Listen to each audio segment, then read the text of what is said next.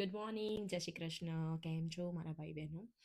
સો આપણે વાત directly topic ઉપર જ કરીએ કે અત્યારે હું બસમાં ટ્રાવેલ કરીને હું અત્યારે આવતી હતી અને ખૂબ જ મેં કહું છું ને કે એક અદ્ભુત આમ મતલબ કે સ્ટોરી મેં લિસન કરી અને આ આઈ થિંક 50 થી 60% જે ઇન્ડિયાથી કે અનધર કન્ટ્રીથી આવે છે એ લોકો સાથે આ વસ્તુ હેપન થઈ છે ને થઈ છે. સો હવે એમાં હું પોતાની જાતને હું 30 થી 40% ડોઝ હું આપું. કઈ રીતે એ હું તમને સમજાવું. આજે તમે કોઈ બી કન્ટ્રી જવાનું તમે પ્રિફર કરો છો, ચાહે તમે કેનેડા જાઓ, ઓસ્ટ્રેલિયા જાઓ, યુરોપ જાઓ કે કોઈ બી અનધર કન્ટ્રીમાં તમે જાઓ, રાઈટ? હવે એ કન્ટ્રીમાં તમે જાઓ છો તો તમે તેના પ્રોન્સ ક્રોન્સ શું છે એ જાણવાની અને જોવાની રિસ્પોન્સિબિલિટી સૌથી પહેલાં તો એ તમારી છે, રાઈટ? આજે મને તે બસમાં હું ટ્રાવેલ કરતી હતી અને એક છોકરીએ મતલબ કે એની મમ્મી સાથે એ વાત કરતી હતી અને હું જસ્ટ લિસન કરતી હતી. એ છોકરી મહેસાણાની હતી અને કઈ કન્સલ્ટન્સીમાંથી આવી હતી એ તો હું નહીં કહું. મહેસાણાની છોકરી હતી અને એની મમ્મી સાથે વાત કરતી હતી કે મમ્મી મને હજુ બી મને જોબ મળતી નહોતી. તો એ જસ્ટ મારી બાજુમાં બેઠી હતી. તો મેં મતલબ કે અમે લોકો ટાઉનમાં પછી સાથે જ અમે બસમાં ઉતર્યા. તો પછી એ મારી જોડે વાત કરતી હતી કે તમે ગુજરાતી છો? મેં કીધું હા ગુજરાતી છું. સો હું એની સાથે વાત કરતી હતી અને એને બી મને એની સ્ટોરી કીધી. તો એને મને કીધું કે દી અહીંયા કે તમને જોબ તમને કે હોય તો કહેજો. મેં કીધું ડેફિનેટલી કે હશે તો ડેફિનેટલી હું તને ઇન્ફોર્મ કરીશ મેં કીધું. તો મેં કીધું તું કેટલા ટાઈમથી તું આવી છું મેં કીધું. તો કે મારે 7 to 8 month અપ થઈ ગયું. તો મેં કીધું ઓ એટલા બધો ટાઈમ થઈ ગયો હજુ બી તને જોબ નથી મળી. કારણ કે જ્યાં હું રહું છું ત્યાં જોબના ક્રાઇસિસ તો જો લંડનમાં છે પણ એટલા બી નથી કે તમને જોબ ના મળે. અહીંયા લોકો કેશમાં બી જોબ કરે છે, ફૂલ ટાઈમ બી જોબ કરે છે, પાર્ટ ટાઈમ બી જોબ કરે છે. બટ સ્ટુડન્ટ એ મોસ્ટલી અહીંયા પાર્ટ ટાઈમ અને થોડી કેશમાં કોઈ જોબ કોઈ જગ્યાએ કરતા હોય છે. કેશ જોબ કરવી એ સેફ નથી, બરાબર? આ આપણે કોઈને સજેસ્ટ કરતા નથી કે તમે કેશમાં જોબ કરો, રાઈટ? હવે એ છોકરી કે હું મહેસાણા કન્સલ્ટન્સીમાંથી આવી છું અને મને નામ બી કીધું અને એકચ્યુઅલી મેં પહેલાં ગૂગલમાં કન્સલ્ટન્સી નાખી તો પહેલાં તો મને એના કોઈ રિવ્યૂ જ ના દેખાયા કે 1 સ્ટાર છે કન્સલ્ટન્સીનું, રાઈટ? તો મેં કીધું કે પહેલાં તો મેં કીધું ભૂલ તારી જ કહેવાય કે આજે તું કોઈ કન્સલ્ટન્સીમાં જાય છે તો આપણે આજે એક વસ્તુ વિચારો કે આજે તમે કોઈ વસ્તુ બાય કરો છો તો એ માટે તમે કેટલું રિસર્ચ કરો છો, રાઈટ? આજે તમે કોઈ સોનાની વસ્તુ લેવા જાઓ છો, ચાંદીની વસ્તુ લેવા જાઓ છો, આઈફોન લેવા જાઓ છો, ઇવન કે તમે કપડાં બી લેવા જાઓ છો ને તો તમે 10 થી 15 વાર કપડું ખોલીને જોવો છો કે ભાઈ કેવું લાગશે મારા પર, સારું લાગશે, કેવું લાગશે, કેવું નહીં, સેટ લેવું છું, કેવો લાગશે, કેવું નહીં. તો યાર તમે આટલી બધી તમે એક ફેશનની દ્રષ્ટિએ કે તમે કોઈ બી દ્રષ્ટિએ મતલબ કે તમે આટલા ડીપમાં ઉતરીને જોઈ શકો છો તો તમે તમારા કરિયર સાથે પહેલાં તો તમે ખિલવાડ કઈ રીતે કરી શકો છો, રાઈટ? આજે કન્સલ્ટન્સી નવી છે એને બી ખબર છે કે એની પાસે ખાલી 4 થી 5 જ મતલબ કે કેસ હતા, 5મો કેસ એનો હતો અને એ કન્સલ્ટન્સીએ 30 લાખ ચાર્જ કર્યા છે એની સાથે. અને મેં કીધું કે તારી ફી કેટલી હતી?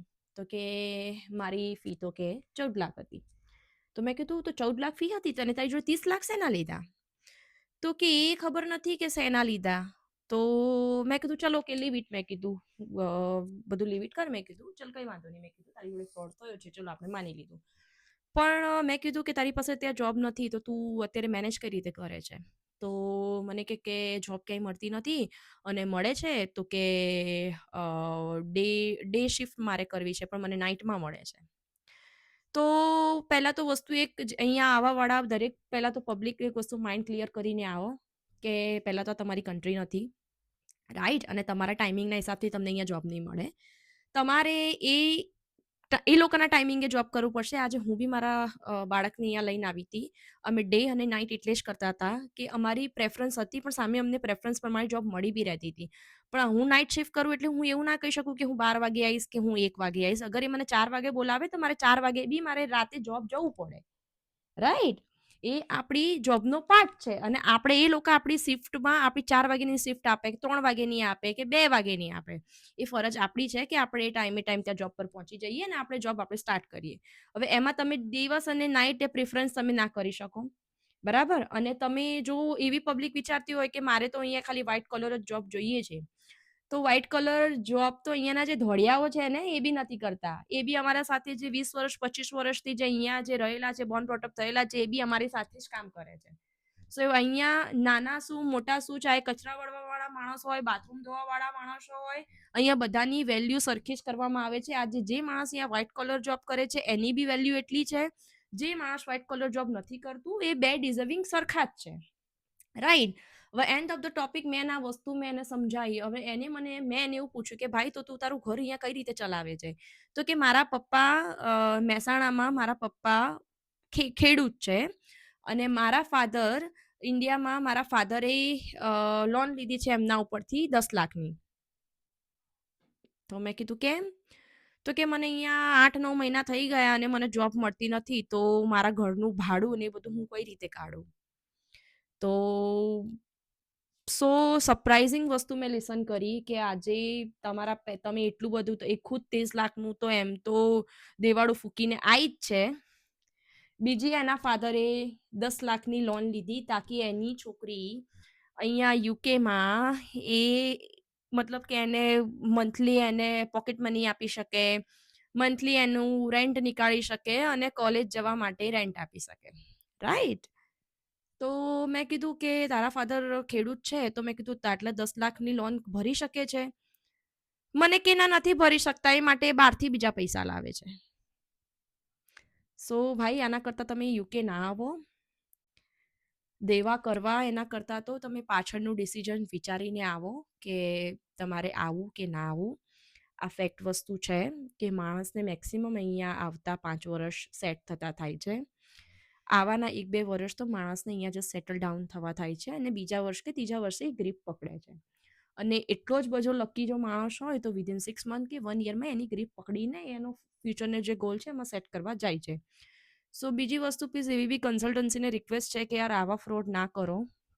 તમે તમારા પૈસાના ચક્કરમાં કે તમે તમારા કમિશનના ચક્કરમાં કે તમે જે આ માણસ જોડે ફ્રોડ કરો છો, સો પ્લીઝ આવું ના કરો. અને સૌથી પહેલાં તો રિક્વેસ્ટ મારા દરેક આવાવાળા માણસોને એટલી જ છે કે આવતા પહેલાં રિસર્ચ કરો. રિસર્ચ કરીને આવો. રિસર્ચ કરવામાં કોઈ ચાર્જ નથી, ફ્રી. અત્યારે તો તમે આ બેઠા બેઠા તમે ફાલતુની આ જે રીલ્સ જે સ્ક્રોલ કરો છો, રાઈટ, આ ફાલતુ જે ના જોવાનું તમે ઇન્ટરનેટ પર જોવો છો એના કરતાં ફ્યુચરની વસ્તુ તમે જોઈને આવો ને તો વધારે તમારા માટે સેફ રહેશે. સો બસ આ જ રિક્વેસ્ટ છે વધારે આવવાવાળી પબ્લિકને.